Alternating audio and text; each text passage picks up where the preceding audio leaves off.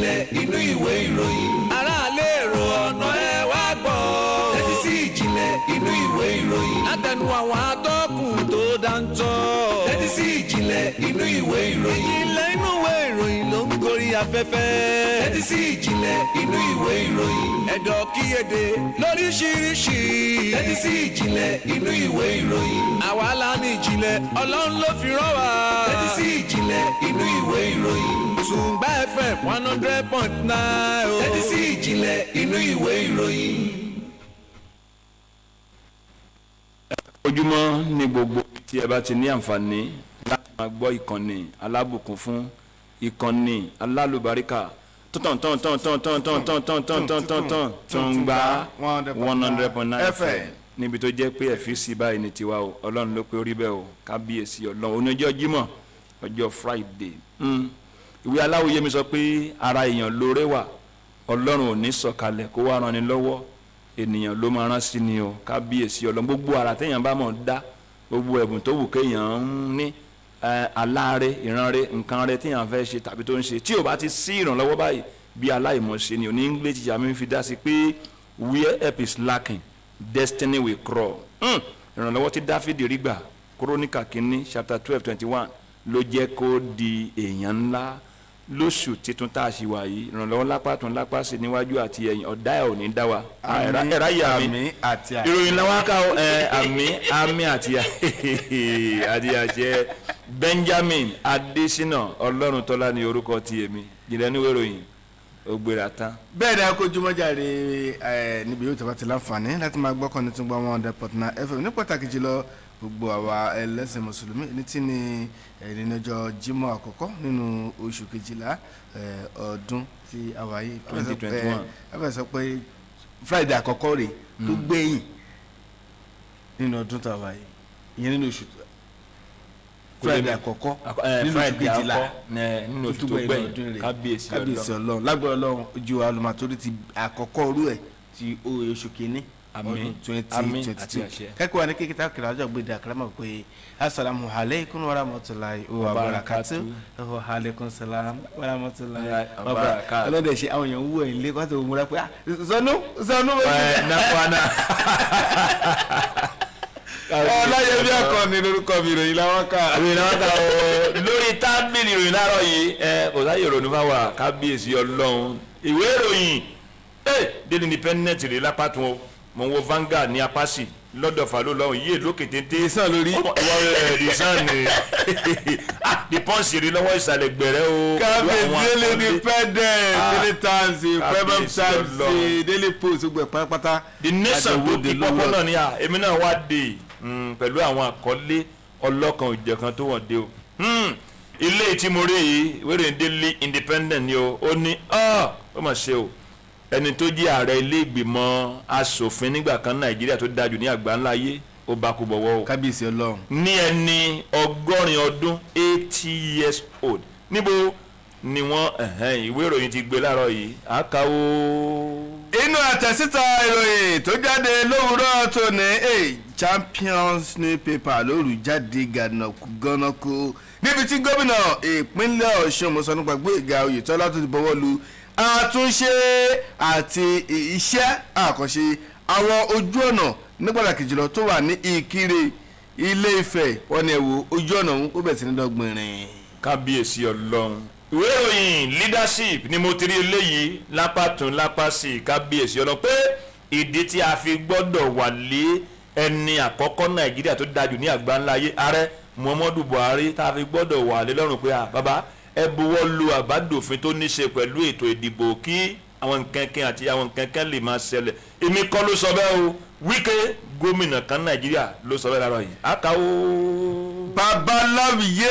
o ó ti gbèrò ìyìn apá kìíní jùlẹ̀ PM News tó àwọn wájú mi níbi tí gómìnà ìpínlẹ̀ Èkó gómìnà Sanwó-Olú tó ti pè fún àgbọ́yé láàrin àwọn ọ̀dọ́ níbo ní ìpínlẹ̀ Èkó. ohun tó bá jẹun là á fi wé ohun kábíyèsí Ọlọ́run ìwé má pàdé ìwé ìròyìn PM náà ni mo ti rí o ilé ìtẹ̀mí rí lápásì ló wà pé ìjọba ìpínlẹ̀ Kaduna wọ́n ti gbà á lérò láti júwe lé fún àwọn olùkọ́ tán lé nígbà ní ìpínlẹ̀ Kaduna kí ni wọ́n ṣe lásìkò tí à ń sọ yìí pé àwọn ẹ máa lọ lé tiyín ní iṣẹ́ tán fún yín. má wàá pàdé ṣùgbọ́n nùwé ẹ̀kọ́ lè mètèrè ìwé Vanguard ó sọ tó jọ bẹ́ẹ̀ náà lápá bíi àwọn àjọ ìṣọ̀kan àwọn olùkọ́ wọn náà ò ní ṣàtìlẹ́yìn o fáwọn olùkọ́ tó fẹ́ júwèé ilé fún tó bá jẹ́ pé lóòótọ́ ayédèrú ìwé ẹ̀rí ló fi wọlé sẹ́nu iṣẹ́ wọn náà ò ní ṣàtìlẹ́yìn fún wọn. kábíyèsí ọlọ ìwé ìròyìn The Punch mo rí eléyìí lókè téńté mẹ́ pé àjọ tó ń rí sí pé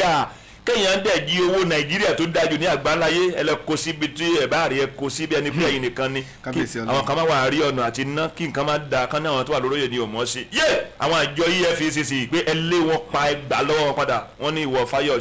Fáyọ̀ṣe gómìnà nígbà kan ní ìpínlẹ̀ Èkìtì ó lọlé ó lẹ́jọ́ jẹ́sẹ̀ ìwé ìròyìn Punch ni o aka o fẹ́ sọ̀rọ̀ ni o má ṣàbòsí o. ẹnìkan lówó ṣùṣùnjọ kan tó dẹ̀ wò bá pa èmi ló ṣe léyìí fún tán èmi ni mo tó báyìí mo ṣe mi lọ́nà pèsè gbọ́dọ̀ báyìí fún tó dẹ̀ díjọ́ kejì. kábíyèsí ọlọ́dẹ fàjùlọ wọn ìwọ ọdẹ kọ́rọ̀ ní àwọn rẹ́fẹ̀rẹ̀ tó tọ́. ó ti wọ̀n wá ti mọ̀ náà. inú lọ́rọ̀ Nigeria Tribune yé àwọn ajínigbé wọ́n máa jẹ́ kó dé mọ̀ pé DPO tí wọ́n jí gbé lẹ́yìn ọjọ́ méje wọ́n ní wọ́n ti yọ̀ǹda o wọ́n ti filẹ̀. Premium Times ni mo ti rí eléyìí o pé látàrí pé àìkọlù tó wáyé ní ọgbà tó ṣe Nàìjíríà ìjọba lásìkò yìí wọ́n wá wò pé ṣé dáwọn tó jápa tán júbà ọ̀rọ̀ kan ńlẹ̀ tán gbéra tán sálọ yẹn àwòrán wọn rèé o wọ́n ń tẹ̀lé àwọn mélòó ni ọ̀tàlélúgba ó lé méjì àwòrán rẹ̀ o ẹ̀ ń tẹ́tílẹ̀ pọ̀ ju àká àwọn mò ń wò yìí Premium Times ló gbé. nínú àtẹ̀síta ìwéèrè The Guardian mo ti látẹ̀síta ròyìn ní ọdún sádìmọ̀ wípé iléeṣẹ́ ọlọ́pàá ní ìpínlẹ̀ Kano wọ́n fọwọ́ sípò fi mú àwọn oníwà jàǹdùkú 13 pẹ̀lú àwọn ohun ìjà olóró lọ́lọ́kọ̀ òjọ̀kan lọ́wọ́ pẹ̀lú oògùn juju nìyẹn kábíyèsí ọlọ́run ìwé ìròyìn The Guardian tó jáde láàárọ̀ yìí mo rí eléyìí o pẹ̀lú àkọlé 2023 ló gbé ṣáájú o ẹnìkan tó jẹ́ gómìnà ní ìpínlẹ̀ Rivers ó wá sọ̀rọ̀ sókè ó ní èmi Wike mi ò ní wà léyìn lọ́rùn pé mo ẹni tó máa gbapò lẹ́yìn mi kí wọ́n gbé jẹ gàba pé mo ẹni báyìí ni o bàbá sọ pé ó ní kò wọn ò ní síbẹ̀ tó wọn Wike ló sọ bẹ́ẹ̀ láàárọ̀ yìí wíwèrè yìí The Guardian ló gbé kíkà ní lágbára Ọlọ́run eégún ẹ̀ tó jáde ó ti kó láì wò. ó fẹ́ lẹ́yìn tó dáa ni kábíyèsí ọ̀ndàláìn ó fẹ́ lẹ́yìn tó dáa ni. inú tẹ̀síta ìròyìn Daily Post tó jáde lówùúrọ̀ tó ní ẹgbẹ́ àwọn aláṣọ wọ́n ti ṣe kìlọ̀kìlọ̀ fúnjọba àpapọ̀ orílẹ̀-èdè Nàìjíríà lórí owó ìrànwọ́ tẹ́ ṣe tán láti yọkó lórí epo bẹntiró àti àfikún owó náà tẹ́ fẹ́ ṣe ẹgbẹ́ kìlọ̀kìlọ̀ àwọn fọn fèrè báyìí o. ẹgbẹ́ àwọn aláṣọ ni àbá ní kò kàn wá o lè kan ẹni tó kàn. kábíyèsí ọlọ má pa ìwé ìròyìn Daily Post yìí dé ẹni mi sì ẹ̀dùn. tí kí ni yóò rí ni mo kọ yìí. orin yẹn. omi tó ń bọ̀ náà nìyẹn pé gbọ́dọ̀ ronú pìwàdà ìwé ìròyìn Daily Post ni mo ti yọ yí padà ìjọba ọ̀run kù sí dẹ̀dẹ̀ àbí kí ẹ fi ìpínlẹ̀ Kano sílẹ̀ ta ló ń sọ bẹ́ẹ̀ lára yìí kọmíṣánná fún ọlọ́pàá ní ìpínlẹ̀ Kano ta ló ń bá sọ̀rọ̀ àwọn tí ìjẹ́ kéèyàn nísinmi náà ni pé ẹni rẹ̀ tó dúró rè ẹja gbàmọ́ lọ́wọ́ ẹ̀ka ńlẹ̀ àwọn ọmọ ìwọlé yàbọ̀ ẹkùn ń pínlẹ̀ Kano àbí ká yí padà. mo rò wá tó ṣe gbágán mo kò fẹ́ ni mímọ́ níjọba máa ń ṣe dúdú wà níjọ tèmi. mímọ́ dúdú ṣe dúdú wà níjọ tèmi. sọ bẹ́ẹ̀ irọ́ pẹ̀lú. inú lọ́rọ̀ The Nation ọgbà mo tuntun rí àtẹ̀síta kò rí ìròyìn yìí tó sọ pé má kọ ìwé sí mi mọ́ tààràtààrà o tá à ń sọ bẹ́ẹ̀ adájọ́ ni òun ló ṣe kìlọ̀ fún àwọn tó jẹ́ agbẹjọ́rò fún Kanu pé wá má kọ ìwé sí mi mọ́ o mọ bó ṣe máa ṣe jọ fi mílẹ̀. èmi ò tí ì pa ìwé Daily Post yìí dé o eléyìí tí mo rí lápá tó lókè téńté yìí ilé ẹjọ́ sọ pé gómìnà nígbà kan ní ìpínlẹ̀ Ọ̀yọ́ Àlàó Akálà látàrí pé bílíọ̀nù 11 owó náírà pé àwọn fi ẹ̀sùn ẹ̀ kan ilé ẹjọ́ ní máa lọ́n tiẹ̀ kábíyèsí ọlọ́run ó wà níwèé ní Daily Post láàárọ̀ yìí àkà ó. nínú àtẹ̀síta ìwé ìròyìn Vanguard ni mo tuntun rákòrí ìròyìn agbèfọ́ba kì í jẹ̀bi ó ṣe bó ṣe tọ́ ni o ọwọ́ ṣìkò fi ta ayédèrú agbẹjọ́rò kan kódà wọ́n ti taari rẹ̀ sẹ́wọ̀n ọdún 14 lọ́wọ́ wa. ẹ wò ó ṣáájú ọdún 2023 ìwé ìròyìn The Nation ni mo ti ráyọ̀ yìí pé ẹnìkan ló sọ̀rọ̀ èmi kọ́ o Wike ó ní ẹgbẹ́ òṣèlú All Progressives Congress ẹgbẹ́ òṣèlú alágbára tó ń tó kọ Nàìjíríà lọ́wọ́ tàwa yìí ó máa forí ṣọpọ́n èmi kọ́ ló sọ bẹ́ẹ̀ o Wike ló sọ aláwòye ló kà èmi kọ́ mo sọ bẹ́ẹ̀ o Wike ni. ilé tẹ̀síta rẹ̀ ní Punch tó jáde lówùúrọ̀ àwọn tó Punch jáde máa gbẹnu tán o kábíyèsí ọlọ́run ìbọn 23 irin tútù tí ò ní láìsẹ̀ bẹ́ẹ̀ pé iná gbóná irin tútù 23 àbíẹ́kọ̀. alo tẹ́ bá gbé irin sí bọ́dì ó máa ń tutù ni. kódà kọ́ gbá yín dèrò ẹ̀gọ́sẹ̀ gbẹ̀yìn o rẹ̀ fẹ́ bèrè pé ṣé kò tọ́ ni. ó máa kọ́ pé àwọn máa rẹ̀ jí kí ẹni lẹ́ni ọba òun lórí lọ. àtàwọn nǹkan mi bẹ́ẹ̀ táwọn oníjú àjàǹdùkú tó fi ń ṣọṣẹ́ tó fi ń wá láabi làwọn àjọ ìṣelétò àbú ẹni lábú ẹnu ni wọ́n gbà lọ́wọ́ àwọn ọmọ oníwà jàǹdùkú níbo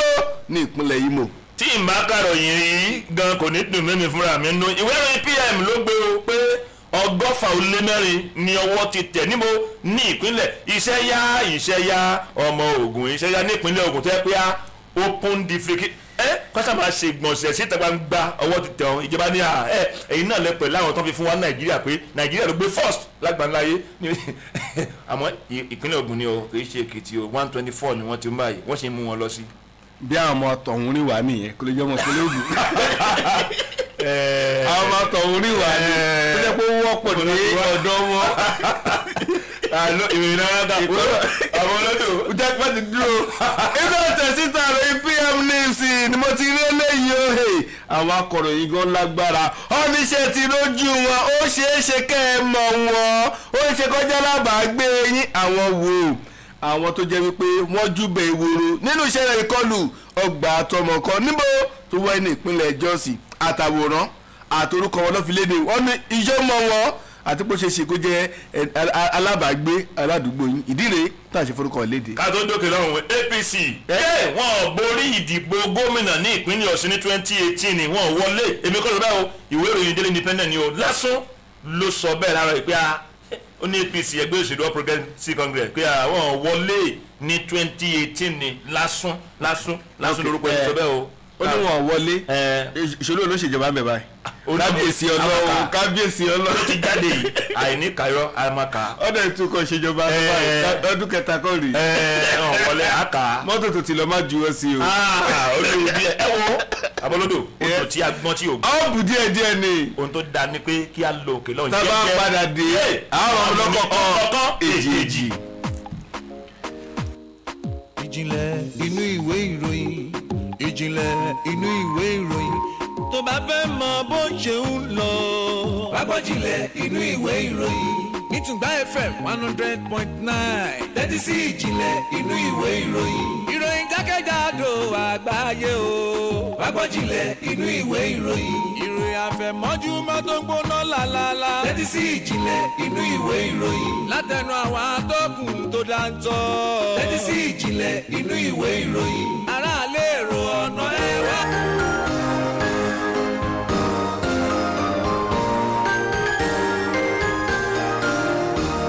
It's Christmas again. Another exciting time of the year. Time for fun. Time for merriment. Time for enjoyment. Time for celebration. Join Tungba 100.9 FM as we present Tungba Christmas Fun Fair 2021. It's going to be a whole new experience with music, bomba gifts, swinging, face painting, tea, games, and many more. The gate fee is 1,500 naira only. At Tungba Event Center, Tungba Close on North Upper Estate, off Ishagamu Road, Italuwo, Ikorodu. The time is 10 a.m. prompt. Starting from 13th to 26th of December. On the 23rd of December is a Wewoi Day, a day to celebrate and represent our culture. On the D-Day, which is 25th and 26th of December, Saturday and Sunday, the grand finale. Tickets is 1,500 naira for children, while adults 1,000 naira only. For more information, call 080 77 49 8248 080 77 49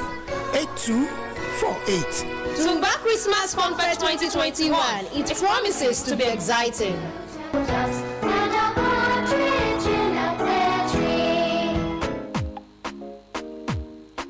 ìjìnlẹ̀ inú ìwé ìròyìn ìjìnlẹ̀ inú ìwé ìròyìn tó bá fẹ́ mọ bó ṣe ń lọ. wá gbọ́ ìjìnlẹ̀ inú ìwé ìròyìn ní Tungba FM 100.9 tẹ́tí sí ìjìnlẹ̀ inú ìwé ìròyìn ìròyìn jákèjádò àgbáyé o. wá gbọ́ ìjìnlẹ̀ inú ìwé ìròyìn ìròyìn àfẹ̀mọ́júmọ́ tó ń gbóná lálálá tẹ́tí sí ìjìnlẹ̀ inú ìwé ìròyìn látẹnu àwọn atọ́kùn tó dáńtọ́ tẹ́tí sí ìjìnlẹ̀ inú ìwé ìròyìn aráàlú èrò ọ̀nà ẹ wá gbọ́ tẹ́tí sí ìjìnlẹ̀ inú ìwé ìròyìn látẹnu àwọn atọ́kùn tó dáńtọ́ tẹ́tí sí ìjìnlẹ̀ inú ìwé ìròyìn ìjìnlẹ̀ inú ìwé ìròyìn ló ń gorí afẹ́fẹ́ tẹ́tí sí ìjìnlẹ̀ inú ìwé ìròyìn ẹ̀dọ̀ kíyèdè lóríṣiríṣi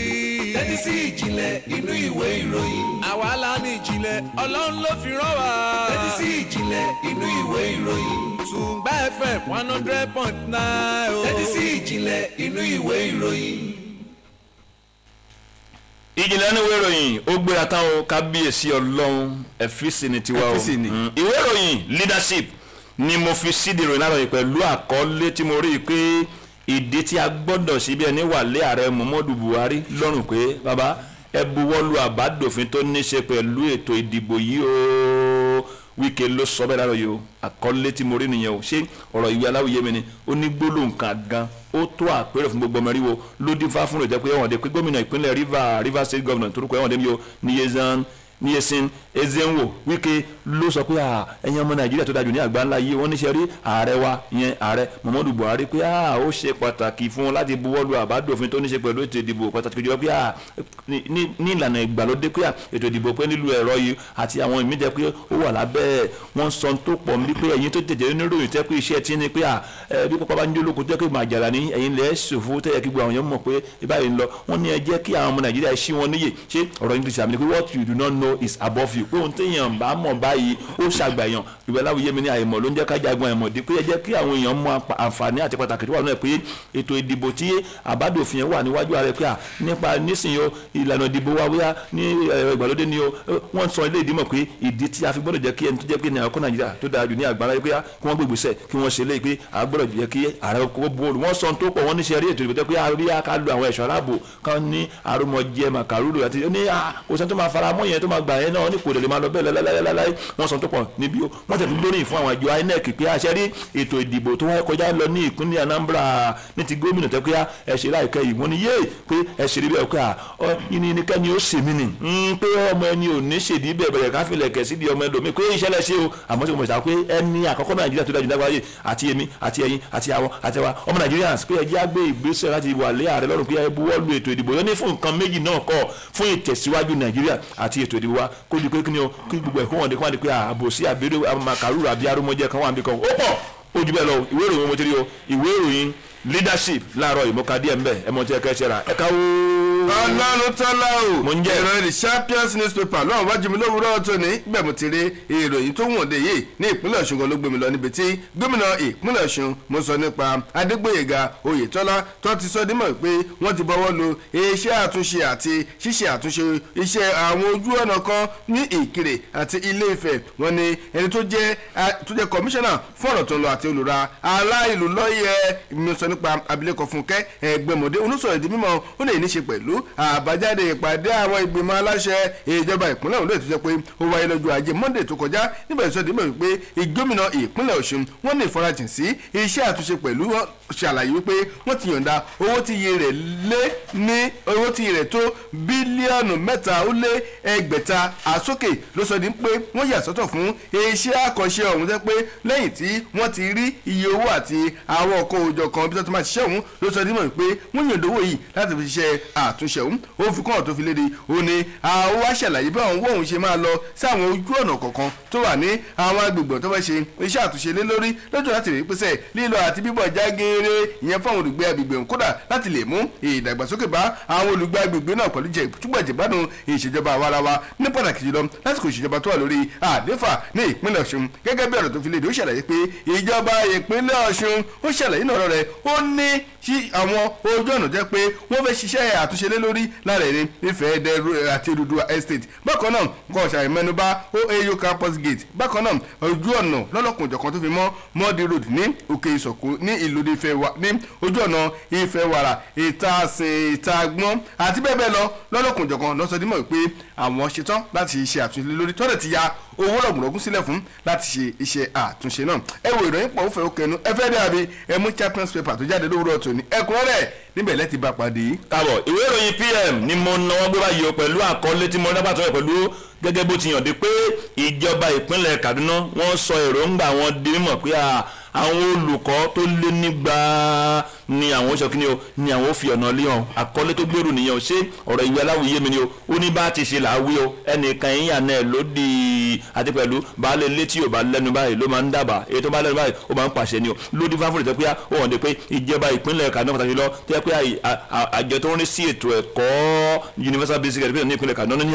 àwọn òjìlélúgba-ó-dín-méje àwọn olùkọ́ ní ìpínlẹ̀ Kaduna pé nítorí pé wọ́n ń lo ìwé ẹ̀rí ayédèrú gbaragudu ṣé ọ̀rọ̀ ìwé aláwòye mi ni ó ní ètè tó dá ẹ̀rín lẹ̀ ló jẹ́ kí mo tún ká o ẹni tó jẹ́ alága ìgbìmọ̀ ìjọ kórúkọ ọ̀rẹ́ mi Tijani Abdullahi ló kéde léyìí ní ọjọ́bọ̀ tọ́sídìí ọ̀sẹ̀ yìí ní ìpínlẹ̀ Kaduna wọ́n ní nígbà tí ìjọba ìpínlẹ̀ Kaduna tó gba àwọn olùkọ́ síṣẹ́ ní kòkó ẹ̀kọ́ tó pé wọ́n lé ní ẹgbẹ̀rún tó pọ̀ tó ń gbà síṣẹ́ pé ni wọ́n ti jẹ́ kán mọ̀ pé ṣé ọ̀rọ̀ ìwé aláwòye mi pé awé fún ni kó tó dání òun làgbẹ̀dà kájà ti pẹ̀lú mọ̀nàmọ́ná lóun jà tó bá lálẹ́ ó ti fi ọ̀sán ṣèkìlọ̀ pé wọ́n ti jẹ́ kó mọ̀ pé ẹ̀yin olùkọ́ yìí bá ṣe ń gbà yín sí ẹnu iṣẹ́ yìí á máa ṣe àgbéyẹ̀wò lá máa yẹ̀dín wò lá máa túṣu dísàlẹ̀ òkú láti wò ó ní kò sí nǹkan méjì ẹni he who doesn't know ẹni tí ò ní ìmọ̀ you cannot teach those who know more than you pé o lè kó àwọn tí ó mọ̀ jù ẹ lọ pé ẹ̀yin tẹ́ fẹ́ impart knowledge sí ayé àwọn èèyàn pé ẹ̀yin gan mọ̀ lẹ́yìn tó pé wọ́n máa yọ pé àmọ́ ṣùgbọ́n ṣá nínú ìgbésẹ̀ yìí náà ni àwọn ti rí pé yé àwọn kan ń lo ìwé ẹ̀rí tẹ́ pé ayédèrú àwọn ilé ẹ̀kọ́ gíga bíi tí fáfi òpin ẹ̀kọ́ àti ilé ẹ̀kọ́ tó ń kọ̀wé sí pé àwọn ti jáde làwọn dẹ̀ ti ń ṣiṣẹ́ lórí tẹ́ pé àwọn ti rí nínú mẹ́tàlá àwọn ti rí èsì láti ọ̀dọ̀ àwọn mẹ́sàn-án pé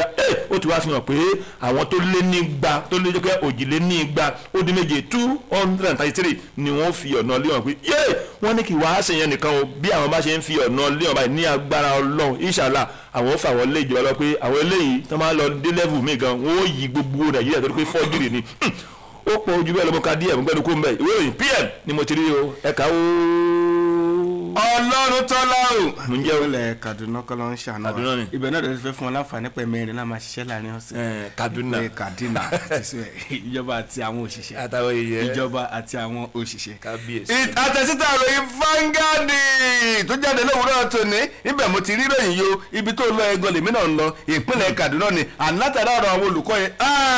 ọ̀rọ̀ wọn sẹ́ ó dàbí ọ̀gẹ̀dẹ̀ tó wọ́n kókó yé ni láyé bá bàdà pàtàkì lọ́rọ̀ wọn jẹ́ díre tẹ́lẹ̀ náà ti fẹ́ tẹnu mọ́ níbi tí gómìnà ibi tí àwọn òṣìṣẹ́ àwọn àjọ ìṣọ̀kan àwọn olùkọ́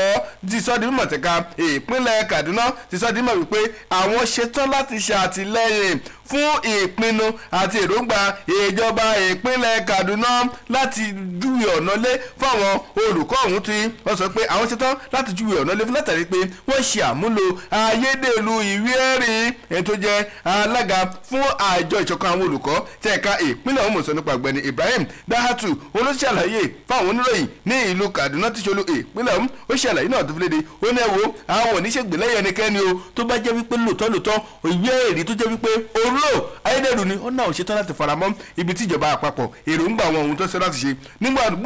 jẹ́ pé lóòótọ́ ohun tó lò kì í ṣe ohun tó jẹ́ ògidì ìwé ẹ̀rí wọ́n wá ṣàlàyé fún àwọn tó bá jẹ́ wípé ẹ wo ẹnojúlówó ìwé ẹ̀rí lọ́wọ́ ẹ tètè wá farahàn níwájú àwọn mọ̀nà táwọn máa gbé gbà láti rí pé láti kàn sí ọ̀pọ̀ ẹ wo eléyìí o kì í ṣe ayédèrú ìwé ẹ̀rí lónìí ṣùgbọ́n tó bá jẹ́ pé ìwé ayédèrú lóòótọ́ tó jẹ́ ìwé ẹ̀rí máa retí pé máa rí àwọn gbogbo alápátá lábàá fi ṣàtìlẹ́yìn fúnjọba ìpínlẹ̀ Kaduna lórí ìgbésẹ̀ ọ̀hún láti yé pé wọ́n júwe ọ̀nà lé fún pé ẹ̀yà ẹ fi ṣẹlẹ̀ ẹ má kó bá wọn jìnnà àtẹ̀síta rẹ̀ Vanguard ló gbé lówùrọ̀ tòní. káàbọ̀ Reverend Father of St. Neots Cathedral kábíyèsí Ọlọ́run ló kórè wa o Premium Times ni mo gbé báyìí o lọ́wọ́ ìsàlẹ̀ gbẹ̀rẹ̀ àkọlé tí mo rí pé látàrí pé ìkọlù ní ọgbà àtúnṣe ìjọba ti fi léde àwòrán àwọn tó jẹ́ pé ọgbà àtúnṣe ni wọ́n wà tó jẹ́ pé wọ́n jápa wọ́n kálẹ̀ wọ́n júbà ìwòrò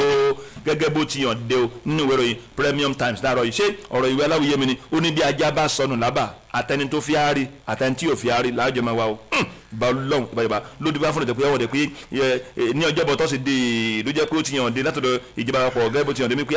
àwọn tó jẹ́ pé nípasẹ̀ ìkọlù tó wáyé ní ọgbà àtúnṣe pàtàkì jùlọ ní ọjọ́ kejìdínlọ́gbọ̀n oṣù kọkànlá November 2028 tẹ́ pé àwọn tó jáde ńbẹ̀ tẹ́ pé wọ́n níbẹ̀ pé àwọn tó jáde ńbẹ̀ yìí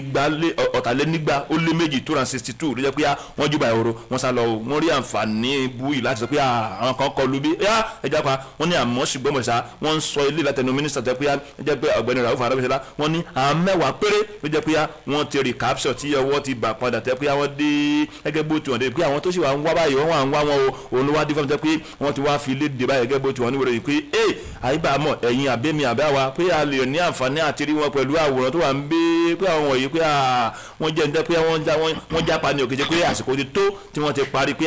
ẹ̀kọ́ rẹ̀ ayé yín àyànmọ́ yín ọ̀la yín kó gbà tún ṣe kó dáa nípa ẹ̀sùn àbí nǹkan tẹ́jú kí wọ́n bá padà sínú ẹ̀mọ́ pé àyànda yín o pé kì í ṣe bẹ́ẹ̀ o pé níṣe ni wọ́n lu àǹfààní book opportunity tẹ́ pé àwọn kan kọlu bẹ́ẹ̀ o pé ẹ̀ ń bá rí wọn yé àwọn àwòrán tó wá wà mímọ̀ pọ̀ o iṣu dẹ̀ pé òun ò tó yán o ẹ̀wà dẹ̀rẹ̀ kò pé òun kókò àmọ́ ṣùgbọ́n ṣá ẹni tó ń kóná mọ́ ni ò jẹ́ o ti má bẹ̀ sí mu ní ọ̀kan orúkọ yìí àròkọ á lọ àmọ́ ṣùgbọ́n ṣá ẹ fẹ́ rí àwòrán wọn àti orúkọ wọn bí wọ́n ti là á kalẹ̀ nínú ìwé Premium Times láàárọ̀ yìí ẹ̀yin náà mọ̀ tí ẹ kẹ́ ṣe ẹni wọ́n mu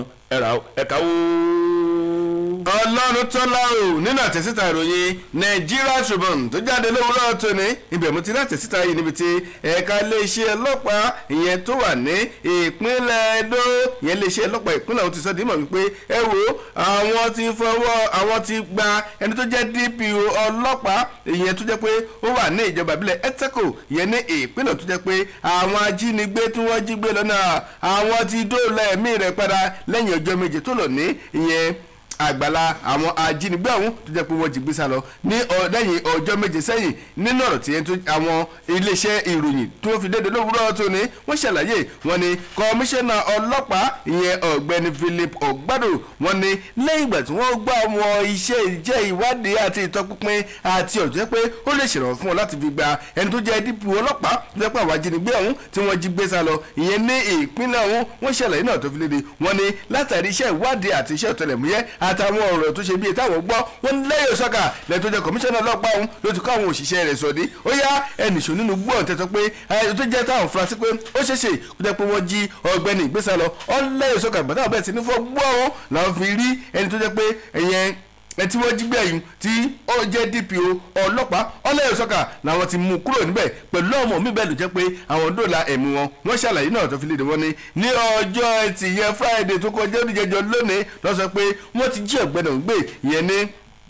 agbègbè kan tó pè ní Ise Rivers ní ojú ọ̀nà Auchi Ekperi ìyẹn ní agbègbè ọ̀hún ó ṣàlàyé náà tó fi léde wọ́n lé àwọn ajínigbé ọ̀hún wọ́n ní kó bẹ́ẹ̀ ṣe jí kò pẹ́ lọ́tùkàn sáwọn mọ̀lẹ́bí rẹ̀ pé wá o tẹ bá fẹ́ rí èèyàn yín tẹ bá fẹ́ rẹ̀ ń tá a jí gbé yìí ìyẹn tó jẹ́ DPO yìí ó ní ẹ lọ mú 50 mílíọ̀nù náírà wá káwọn tó lè yọ̀ǹda rẹ̀ ṣùgbọ́n wọ́n jẹ́ kó dímọ̀ pé àwọn oníròyìn wọ́n náà ti bẹ̀rẹ̀ wá ẹ̀sà ṣé bẹ́ẹ̀ lọ̀rọ̀ yìí rí àbí bẹ́ẹ̀ kọ́ ọ̀nà wò tí ì rèsì kankan o ẹ̀ náà fẹ́ ìròyìn orí àbí ẹlẹ́sìn àti síta ìròyìn Nigeria Tribune tó jáde lówùúrọ̀ tó ní ẹ̀kúnrẹ́rẹ́ ìbá pàdé ńbẹ̀. káàbọ̀ Daily Post ni mo gbé dání báyìí pẹ̀lú àkọlé tí mo rí ń bẹ̀ tó hàn dé yìí pé ẹ yí padà ẹ ronúpìwàdà àbí kẹ́ fi ìpínlẹ̀ Kánò sílẹ̀ o èmi kọ́ ló sọ bẹ́ẹ̀ o ọ̀gá àgbà kọmíṣánná fún àwọn ọlọ́pàá ní ìpínlẹ̀ Kano ló ń bá wọn tẹ́ pé ọmọ wọlé ìyàbú ẹkùn àti àwọn tó jẹ́ pé wọ́n kúndùn wọ́n yan ìwà ọ̀daràn ìwà búláàrò láàyò ní ìpínlẹ̀ Kano àkọlé tó gbèrú ní ọ̀rọ̀ ìwé aláwòye mi ni ó ní àǹfààní onírù tó bá ti bọ́ kò sóhun tá a fi ń wa o opportunity English is àmì dáṣe pé life changing opportunity doesn't comes by every day kábíyèsí ọ̀la ẹ̀rẹ́ fọ̀tálẹ́ méjì ó lódìfà fún ètò ọmọdé níbi tí ọ̀gá àgbà iléeṣẹ́ ọlọ́pàá ní ìpínlẹ̀ Kano pàtàkì lọ tẹ́pẹ́ kọmíṣánná fún ọlọ́pàá ní ìpínlẹ̀ Kano tẹ́pẹ́ orúkọ ti ẹ̀wọ̀n dé ń bí o Samaila Shuaibu Dikko ló ti fi ìkìlọ̀ léde síta pé ẹ wò ó nígbà tí wọ́n ń ṣe àfihàn 13 tó jẹ́ pé ọmọ wọlé ìyàbú ẹkún ni wọ́n jẹ́ pé àyà ò lè rí wọn kó pé àbọ̀ èmi sàn mi dọ́tà mi nìyẹn ó ló ń fi wọ́n hàn pé wọ́n ó wá ṣèkìlọ̀ pé gbogbo ẹni tó pé ní ìpínlẹ̀ Kano bí tẹ èèyàn ìwà pé ká máa líle gbòógì olóró ká máa tẹ́ pé fífà pé àti ẹni tẹ́ pé ìwà ìbàjẹ́ burúkú lẹ́yìn láàyò pé ẹ kò ní ìpínlẹ̀ Kano tàbí kẹ́ yí padà pé àǹfààní yìí làwọn filẹ̀ o torí pé àwọn ò ní gbà kí àwọn lajúlẹ̀ káyé má bàjẹ́ pé eégún oníhò kó mọ jáde wọ́n ní àwọn ò ní gbà wọ́n ń sọ ilé ìdímọ̀ pé kíbi tí wọ́n wà pé pé if you go it God's way ni you will go a long way pé tí èèyàn bá ti ṣe nǹkan nílànà Ọlọ́run kò lọ́jọ́ pé ẹ sákamọ́ àbọ̀wọ́ ọlọ́pàá ò lè tẹ̀yìn pé àwọn ó padà rọwọ́ tó yín tó bá dé pé àwọn tí wọ́n tó báyìí pé ní ìlànà òfin Nàìjíríà báyìí pé ibi tí ẹkẹ ti lọ gbẹ́jọ́ kẹ ti kojú ìgbẹ́jọ́ lẹ́ẹ̀kojú ẹ̀kọ́ àti pé ó tún lọ wá o bóyá fún ọdún 10 fún 20 ọdún ni pé làwọn fi ń kìlọ̀ pé àǹfààní sì rèé o ẹ̀yin tẹ́ ẹ̀yin wà burúkú láàyò nípínlẹ̀ Kano ẹ̀rọ nópìwàdà báyìí gbángán ẹ̀yìn padà àbí kẹfìlẹ̀ ìpínlẹ̀ Kano sílẹ̀ Daily Post ni mo ti ka díẹ̀ mbẹ́ ẹni wọ́n mú ẹ̀rà ẹ̀ka wo. ọlọ́dún tọ́lá o ká tó tẹ̀síwájú jáde fèsì market.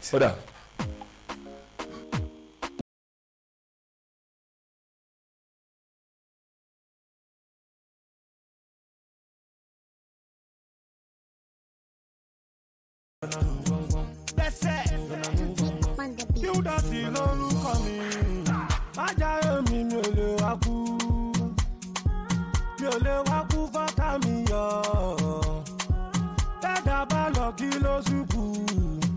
ká máa jayéjayé títí bárakú party Monday to Friday party after party party party after party party party after party party party after party party party after party party party after party party party after party party party after party.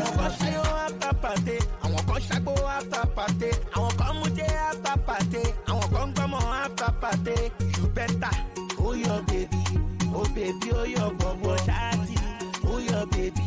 oh baby, oh your bobo. Mo gbọ́mọ wa mo lè gbọ́mọ lọ based on speed but party, party after party.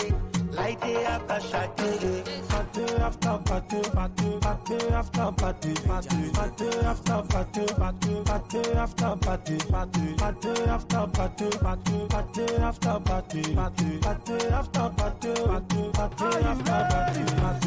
The party non stop with the big bam bam. Come on for me shorty, come on for me yodi. See I'm a jolly, Timothy Bokke come ma fi kan ji sórí moji. Jacking lórí jacking, baby I still call me mo ṣáná wọlé pẹ̀lú audio money kò jẹ́ lówó ọtí. I will go there after party. Party after party, party after party, party after party, party after party, party after party, party after party, party after party, party after party. Májàre mi mi ò lè wá kú, mi ò lè wá kú fọ́tà mi yọ.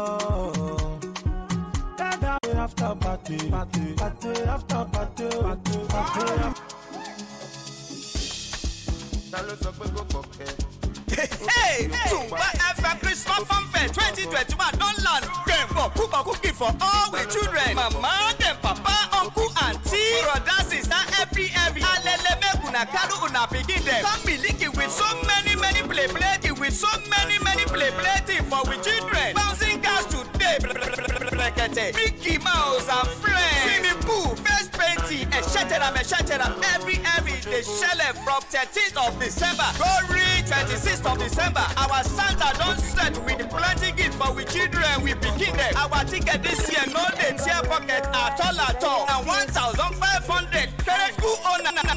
churches, etc. And bring them all there. Now 10 a.m. every day. The thing go dey shell. For more information, Green Esther on 080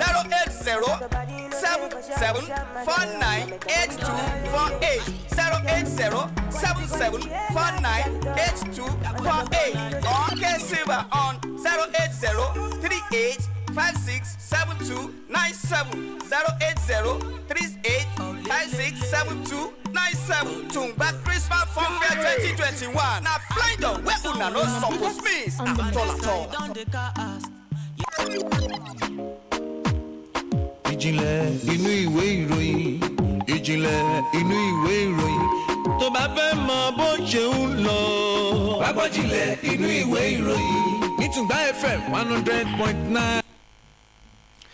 ìjìnlẹ̀ inú ìwé ìròyìn tẹ̀síwájú láti kọ́ni Tungba 100.9 FM. ìbéèrè ń jẹ́ ọlọ́run ló jẹ́ orí bẹ́ẹ̀ ọlọ́run ni. àtẹ̀títà ìwé ìròyìn Daily Post níbẹ̀ ló fi ìròyìn jáde lówùúrọ̀ tòní níbi tí ẹni tó jẹ́ ààrẹ fún àjọ àwọn tó ń rí sí aṣọ lórílẹ̀‐èdè Nàìjíríà ní pàtàkì jùlọ àti àwọn télọ̀ amúnidára mọ́tòrípa comrade John Adamu ó ti ṣe kìlọ̀kìlọ̀ fún ìjọba àpapọ̀ orílẹ̀-èdè Nàìjíríà lórí owó ìrànwọ́ orí epo bẹntiró tó ṣe tán láti yọwọ́ kí là ń kó wọn kúrò mọ́ ni ó léwu ó ní ẹnì kọ́kọ́ ẹ tún fẹ́ ṣe bẹ́ẹ̀ ẹ fẹ́ fowó kún owó náà lè tó ṣe wípé lásìkò yìí ó dààmú orílẹ̀-èdè Nàìjíríà gan san lówó náà ni ọ̀pọ̀lọpọ̀ jẹ́ pé wọn ò lè san ọ̀hún ó ní kàkà kẹwàá kó yẹ kí wíyà àgbọ̀n kó tún dẹ̀ ẹ̀dọ́ bẹ́ẹ̀ kó lè kó sí ìjọba àpapọ̀ orílẹ̀-èdè Nàìjíríà kò bá dà kó bá sùn ẹ̀rọ pẹ̀ méjì kẹ́ tó ṣe o fún àdìpẹ́ ṣe tán ó padà di apọn níbo ló ti sọ̀rọ̀ ìdí mímọ́ níbi ìpàdé àpérò tó ṣe pẹ̀lú ètò ọ̀rọ̀ ẹ̀kọ́ ẹlẹ́kẹtàlélọ́gbọ̀n irú rẹ̀ lè tó wáyé nílùú Minna ti ṣe ìpínlẹ̀ Niger níbẹ̀ ni ó ti sọ ìdí mímọ́ ó ní ìgbésẹ̀ tíjọba àpapọ̀ fẹ́ gbé yìí ó ní ó jẹ́ tó yẹ pé ó máa ṣe ìkàkọ́ná ó máa ṣàkóbá fún iléeṣẹ́ àwọn tó yẹ pé aṣọ làwọn ṣe àtàwọn tó jẹ́ amúnidára ó ní yàtọ̀ sí yẹn o káwá tó wá lọ sí ìgbé ayé àwọn orílẹ̀-èdè Nàìjíríà ó ní ọ̀pọ̀lọpọ̀ ló máa jẹ́ bí àkóbá fòkúdà ó ní ìgbáyé gbádùn àti lè gbáyé gbádùn ọ̀pọ̀lọpọ̀ máa ń léde Nàìjíríà pẹ̀lú ọ̀wọ́n gógó kan ní ó máa lè díẹ̀ o ó ní kò wá dà kó bá sùn ìjọba àpapọ̀ orílẹ̀-èdè Nàìjíríà bákan méjì lọ̀rọ̀ yìí ẹ̀rọ kẹ̀ tó ṣe kó wà nígbà máa lọ ṣe tán ó máa lọ dé àpọn torí pé kí ni ìgbé ayé tọ̀pọ̀lọpọ̀ ń gbé báyìí lásìkò yìí lórílẹ̀-èdè Nàìjíríà ó jọ bẹ́ẹ̀ ni pé oníkálukú ó ń fi sára ni o àìbéèrè ní kò jẹ́ kẹ́ mọ bí oníkálukú ti ṣe ń gbé ìgbà yìí rẹ̀ ẹ̀rọ gbọ́ méjì kẹ́ tó gbé gbèsè òun owó rọ̀wọ́ orí epo tẹ́fẹ́ yọ àti àfikún owó ná ìjọba tẹ́fẹ́ ṣe ẹ̀rú kẹ́ tó ṣe o táwọn bẹ́ẹ̀ ẹni tó jẹ́ ààrẹ fún àjọ ìṣọ̀kan àwọn tó ń ṣe aṣọ àti amúnidára comrade John Adamu ló sọ di mímọ̀ ẹfẹ rí Daily Post ló tẹ̀ jáde lówùrọ̀ tòní. The Nation ni mo gbé ní báyìí pẹ̀lú àkọlé tí mo rẹ̀ pé ẹgbẹ́ òṣèlú All Progressives Congress ṣáájú ọdún 2023 wọ́n forí ṣọpọ́n o èmi kọ́ ló sọ bẹ́ẹ̀ Wike ni mo wo orúkọ tó hàn dé ń bẹ̀ yìí o ọ̀rọ̀ ìwé aláwòye mi ni o ó ní a kì í wí bẹ́ẹ̀ ká kú bẹ́ẹ̀ bí yẹn bá dẹ̀ kú bẹ́ẹ̀ gan wọn ní sinmi síbẹ̀ lódì fáwọn ọ̀dẹ̀ pé ó hàn dé pé gómìnà ìpínlẹ̀ Rivers tó rúkọ ẹ̀wọ̀n dẹ́mi o ìyẹn sọ Wike ló níṣẹ́ rí ẹgbẹ́ òṣèlú ẹsẹ̀ lẹ́tì ló ń sọ̀rọ̀ lọ́wọ́ ó níṣẹ́ rí ẹgbẹ́ òṣèlú All Progressives Congress tẹ́ pé agbé alágbá tó ń tukọ̀ Nàìjíríà lásìkò táwa yìí ó ló dàbí àfiwé ni o kó dàbí ọkọ̀ òfurufú tẹ́ pé ó kàn ń lọ lókè jẹ́ fún ó ní ṣùgbọ́n mọ̀ṣá kó tó débi tí ó máa ti sọ pé adélẹ̀ ìlérí o ọpẹ́ o pé kò ní ṣaláyè pàdé àwọn ìjì pé ìjì yẹn ò ní jẹ́ kó dé akànnì gbóòlà ọlẹ́kan tí ó péré ni o ó wá gbà ó ní purọ́ ní ìyẹ̀tẹ̀ ló mú wa pé àtìyàn bá purọ́ lágbára láwọn apàdé jalè pé ẹgbẹ́ òṣèlú ti àwọn náà PDP pé dáadáa pé a fẹ́ yan ọmọ oyè tí ó jẹ́ ẹni tó máa léwájú fún ẹgbẹ́ òṣèlú àwọn láti dupò ààrẹ ní 2023 ó lé amúlà sí ìgbà tá ó ní àmọ́ tí wọ́n ṣá tí àwọn kẹ̀pẹ́ forí ṣọ́pọ́n kẹ̀pẹ́ dàrú kẹ̀rọ́ ó ní apàdà ní onítẹ́nìkan bá fẹ́ tan àwọn jẹ wọ́n ń sọ ilé ìdímọ̀ sí ọ̀rọ̀ ìwé láwùjọ mi ni ó ní àgbẹ̀ lódìjàlẹ̀ ọmọ odò òdìdí sọ pé òun lùyàtọ̀ wọn níbi ètò kan lórí ẹ̀rọ amóhùnmáwòrán tẹlifíṣàn kan tẹ́pẹ́ ní ọjọ́ bọ́tọ́ọ̀sì di àná yìí tí wọ́n ń fi ọ̀rọ̀ wọn lẹ́nu wò ní gómìnà tí ń sọ pé àṣẹrí táwọn àwọn náà ní lásìkò díẹ̀ ṣùgbọ́n àwọn yanjú ẹ̀ ó sì mọ̀ ṣe ẹgbẹ́ tí bí yẹn pé kó tó débi tó lọ pé a di pé gbólà ó di tó káwọ́ ti dàrú nìyẹn ẹ wo ó sọ tó pọ̀ àmọ́ ṣùgbọ́n ṣá Àbújá jìn onífàkì tán ó sì gbọdọ̀ take time kó máa padà kiri ẹ̀mọ́ nǹkan ẹ̀ bọ̀ ẹ̀yin náà náà wẹ̀rẹ̀ ní ẹ̀ ń tẹ́tí lẹ́ pọ̀ jù ẹ̀ kàwó. ṣé o mọ̀ pé Jésù kò ní wá pẹ̀lú Pétérù mi tó ti ń pẹja kó má dẹjà pa ẹni pé Jésù sì rè kò ní wà nínú ọkọ̀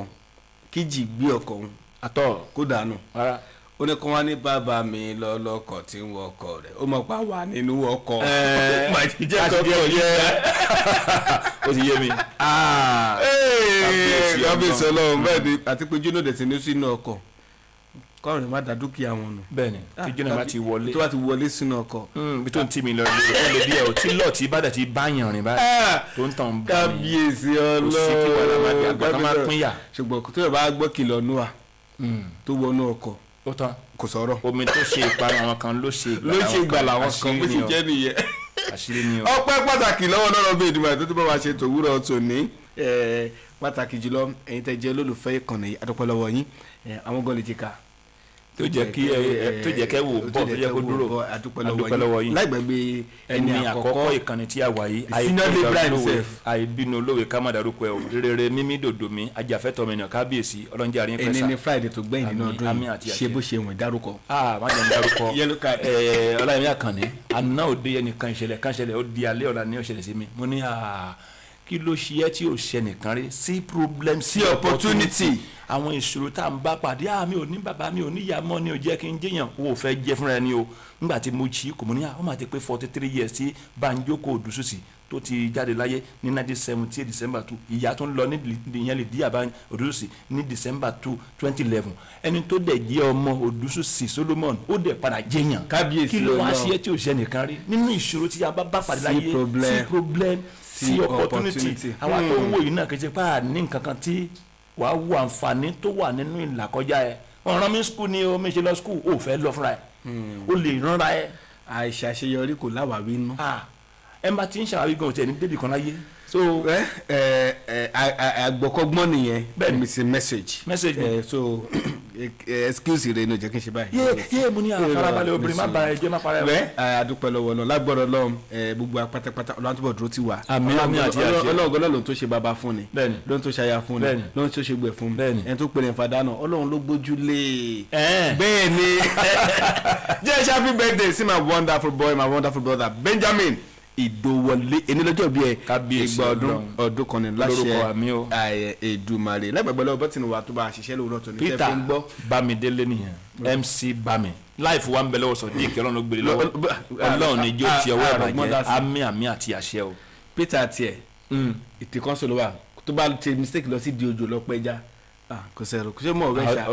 ó ti dàgbọ́ miss ìwé nìyẹn kò dẹ̀ ní miss ìwé tó rọ́mọ tó ń ṣe òun ló serious ti wáyé. ẹ wo títí dàgbọ́ méjì tẹ́tù padà wà lápá. Benjamin Adesina Ọlọ́run tọ́lá ní orúkọ tiẹ̀ mi ẹ káàárọ̀.